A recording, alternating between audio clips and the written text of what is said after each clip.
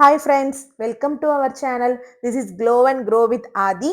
So இன்னைக்கு நம்ம பார்க்க போறது வெளியே நல்ல மழை பெஞ்சிட்டு இருக்கு. அந்த மழைக்கு நல்ல சூடா ரைஸும் மீன் குழம்பும் சாப்பிட்டா செம்மையா இருக்கும்ல. ஸோ அதைத்தான் இன்னைக்கு நான் உங்களுக்கு பண்ணி காட்ட போறேன். எப்படி பண்றேன்னு வாங்க வீடியோக்குள்ள போய் பார்க்கலாம். ஸோ அதுக்கு நம்ம ஃபர்ஸ்ட் கடாயில வந்து எண்ணெய் ஊத்திக்கோங்க. எண்ணெய் ஊத்தி கொஞ்சமா கடுகு போட்டுக்கோங்க. கடுகு கொஞ்சம் நல்லா ஃப்ரை ஆகும் போது அது கூட வந்து நம்ம நறுக்கி வச்சிருக்க ஒரு 6-7 சின்ன வெங்காயம் கருவேப்பிலை போட்டுக்கோங்க. அது கூட கொஞ்சமா மஞ்சப்பொடி போட்டுக்கோங்க. மஞ்சப்பொடி போட்டு நல்லா வதக்கிக்கோங்க. நல்லா வதக்குனாதான் கொஞ்சம் இந்த ஆயில் பிரிஞ்சு சின்ன வெங்காயத்தோட ஃப்ளேவர் வந்து நல்லாவே எண்ணெயில இறங்கும். நல்லா இறங்கும் போது நமக்கு வந்து இந்த மீன் குழம்பு மனமே சூப்பரா இருக்கும். மீன் குழம்புனாலே நம்ம சின்ன வெங்காயம் போட்டு தாளிச்சாதான் செமையா இருக்கும். ஸோ பெரிய வெங்காயம் இதுக்கு யூஸ் பண்ணாதீங்க. மேக்சிமம் சின்ன வெங்காயமே போட்டு வதக்குங்க. இது வதக்கி முடிச்சோன்னா நம்ம ஆல்ரெடி கட் பண்ணி வச்சிருக்க 3 தக்காளி வந்து ஆட் பண்ணிக்கோங்க. தக்காளி ஆட் பண்ணிட்டு கொஞ்சமா உப்பு போட்டுக்கோங்க. குழம்பு கூட்டும் போது நம்ம ரிமைனிங் உப்பு பார்த்து டேஸ்ட் பார்த்துட்டு போட்டுக்கலாம். உப்பு போட்டுட்டு நல்லா வதக்கிக்கோங்க. உப்பு, தக்காளி, சின்ன வெங்காயம், கருவேப்பிலை நல்லா செட் ஆகி கிரேவி பதத்துக்கு வரும். நல்லா வரும்போதே நம்ம கிரேவி வரும் நம்ம ஃப்ளேவர் வந்து நல்லா தெரியணும் அப்படின்னா தக்காளி வந்து நல்லா மசிஞ்சிருக்கணும். மசிஞ்சாதான் நமக்கு வந்து இந்த ஃப்ளேவர் வந்து நல்லா இறங்கி இருக்கு, நல்லா வந்து தக்காளி வந்து வெந்திருக்கு அப்படின்னு தெரியும். ரொம்ப டீப் ஃப்ரை ஆக வேண்டாம், கொலையரமா இருக்க வேண்டாம். கொஞ்சம் நல்லா வந்து உங்களுக்கு சாஃப்டா இருக்கணும் அந்த கிரேவி கிண்டும் போது. அப்போனா நமக்கு வந்து அந்த ஃப்ளேவர் வந்து நல்லாவே கிடைக்கும். ஸோ அதனால நம்ம நல்லா வதக்கிக்கோங்க. தக்காளி போட்டு நல்லா வதக்குனதுக்கு அப்புறம் அது கூட வந்து 1.5 ஸ்பூன் மல்லித்தூள் போட்டிருக்கேன். 1.5 ஸ்பூனா 1.5 டேபிள் ஸ்பூன் போட்டிருக்கேன். அதுக்கப்புறம் வந்து ஒரு டீஸ்பூன் வந்து நான் வந்து சில்லி பவுடர் போட்டிருக்கேன். காஷ்மீரி சில்லி பவுடர் போட்டிருக்கேன். ஸோ இதுக்கப்புறம் வந்து குழம்பு எல்லாமே நம்ம தேங்காய் எல்லாம் அரைச்சு ஊத்துனதுக்கு அப்புறம் டேஸ்ட் பார்த்துட்டு நமக்கு தேவைன்னா மல்லித்தூளும் நம்ம மிளகாத்தூளும் போட்டுக்கலாம். இந்த எல்லாத்தையுமே போட்டதுக்கு அப்புறம் நல்லா வதக்கிக்கோங்க.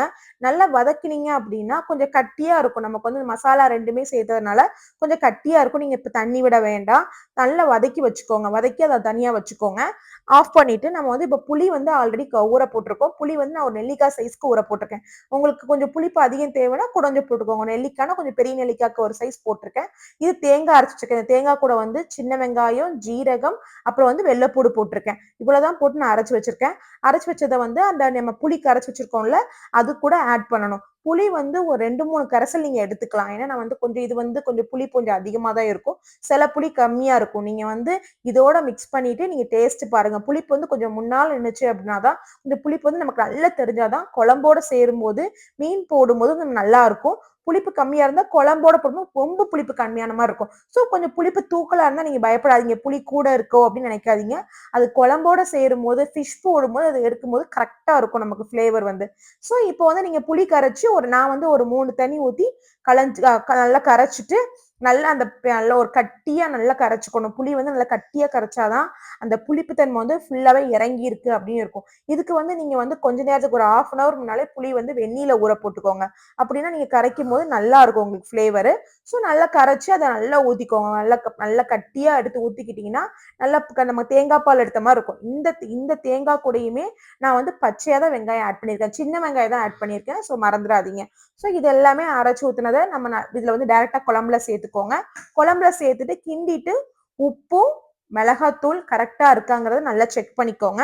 செக் பண்ணாதான் உங்களுக்கு வந்து ஃபிளேவர் எப்படி இருக்கு, நம்ம கரெக்டா இருக்கான்னு முன்னக்கூட்டியே பார்த்துட்டாதான் மீன் போட்டதுக்கு அப்புறம் நல்லா செட் ஆகும்போது ஈஸியா இருக்கும் நமக்கு. அதுக்கப்புறம் உப்பு பார்த்தீங்கன்னா உப்பு வந்து ஒரு பக்கம் கூடி ஒரு பக்கம் குறைஞ்சிருக்கும். ஸோ இப்போ வந்து உப்பு, மிளகாத்தூள் எல்லாமே பார்த்துட்டு நீங்க கிண்டி விட்டுக்கோங்க.